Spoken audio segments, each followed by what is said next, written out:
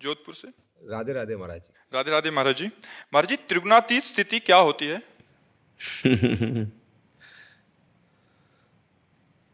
ये वाणी से वर्णन करने वाली स्थिति थोड़ी होती है, क्योंकि वाणी त्रिगुण के अंतर्गत है कि नहीं है। वाणी प्रकृति से ही तो बनी है। वो परमात्म तत्व में स्थिति का कैसे वर्णन कर सकती है?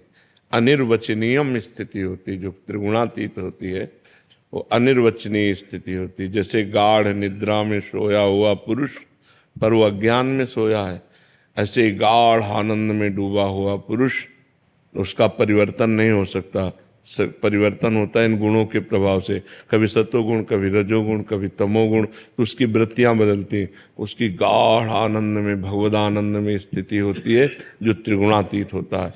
मान अपमान, सुख दुख, लाभ हानि, इसका कोई प्रभाव उसके ऊपर नहीं पड़ता है। वो परम पद को प्राप्त महापुरुष होता है जो त्रिगुणातीत होता है।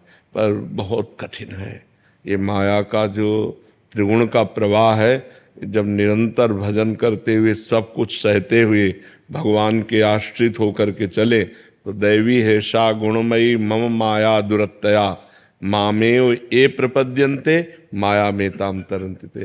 भगवान कहते हैं कि ये दिव्य माया है, मेरी गुणमयी माया दैवी माया है। ये बहुत कठिनता से इससे पार हुआ जा सकता है। अगर कोई मेरी शरण में हो जाए तो मैं उसे पार कर दूंगा। मामेव ये प्रपद्यन्ते माया में ताम तरन्ते। तो भगवान की शरण में होकर खूब भगवान का नाम जप करे तो भगवान उसे त्रिगुणातीत कर देते हैं। जो त्रिगुणातीत स्थिति होती है वो किसी से मोह नहीं होता, उसका मान प्रिय नहीं होता, उसे अपमान अप्रिय नहीं होता, उसे किसी भी संग का उसके ऊपर कोई प्रभाव नहीं पड़ेगा। नित्य व आत्म स्वरूप में स्थित रहेगा। उसकी कोई भी कामना नहीं होगी, विनिवृत्त कामा, और किसी भी द्वंद्व का उसके ऊपर प्रभाव नहीं होगा।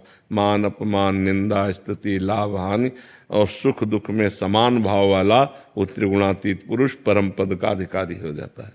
महाराज जी, आप पूछ रहे हैं कि साधना और कृपा में क्या श्रेष्ठ है? कृपा से ही साधना होती है, और साधन को कृपा से ही समझे, नहीं तो अहंकार हो जाएगा। अगर साधना का अहंकार हो गया तो नष्ट हो जाएगा, मतलब उसका साधन पतित हो जाएगा, वो भ्रष्ट हो जाएगा। अगर ये अहंकार है कि मैं इतना जप करता हूँ, मैं व्रत रहता हूँ, मैं ब्रह्मचारी हूँ, तो आपका ब्रह्मचर्य नष्ट हो जाएगा, आपका जप रुक जाएगा, आपका साधन रुक जाएगा। साधन कृपा से हो रहा है, कृपा ही साधना है। हमारी दम नहीं है कि हम भजन कर सकें, हम ब्रह्मचर्य रह सकें, हम क्रोध रहित हो सके, हम अहंकार रहित हो सके। ये सब कृपा से हो रहा है भगवान की। तो जो साधन हो खूब लगन पूर्वक करे, पर उसे कृपा से समझे, नहीं तो साधन का अहंकार जहाँ हो गया तो फिर उसको पतित होना पड़ता है। देवर्षि नारद जी को कहाँ अहंकार हो गया, रामचरितमानस में पढ़ के देखना, बस फिर सारा चरित्र बदल गया।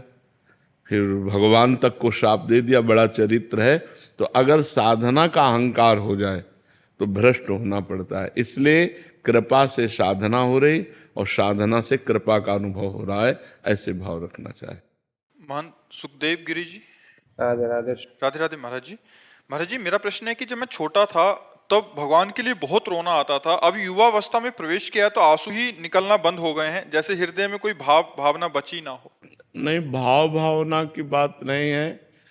अब हृदय को और खुराक चाहिए। जैसे हम इत्र की दुकान में एकदम जाएं तो सुगंध मिलेगा, लेकिन 1 घंटे बैठ जाएं फिर सुगंध नहीं। फिर कोई पावरफुल इत्र खुले तब समझ में आएगा कि हाँ गंध है। हमारी घ्राणेंद्रिय उसको सम कर लेती है। तो ऐसे प्रथम जब भगवदानंद, तो एक आनंद मिलता है, अब वो फिर सम कर लेता है हृदय। अब इसके बाद और आनंद चाहिए, और आनंद चाहिए, क्योंकि वो अनंतानंद है ना, तो और आनंद चाहिए। अब और आनंद के लिए कठिन तपस्या चाहिए, जितेंद्रियता चाहिए, संसार से विमुखता चाहिए, पूर्ण भगवत, तो अभी रोना आ जाएगा। महाराज जी, कभी कभी मन में भाव आता है, लेकिन सोचते कहाँ जाएंगे, क्या करेंगे, कुछ मतलब कोई मार्गदर्शन नहीं है। नहीं, गुरु के चरणों का तो आश्रय आवश्यक है। रात दिन गुरु चरणों के आश्रय में, और भजन की एक नियमावली होनी चाहिए। जवानी ऐसी थोड़ी होनी चाहिए। हमें जवानी में कोई जाना ही नहीं, कि हम जिंदा हैं कि मरे हैं। आज यहाँ कल वहाँ गंगा के किनारे कभी रोड में नहीं चढ़े, कभी ऐसा आया है कि रोड में चलना है तो पगडंडी पकड़ी है, रोड में नहीं चले, गांव नहीं किसी के गए, कभी पूरी जिंदगी में वृंदावन के सिवाय रसोई में भोजन नहीं पाया कि कोई रसोई में बना के दे रहा हम ऐसे पा रहे, कभी जीवन में नहीं पाया। बड़ा कष्ट में जीवन। तब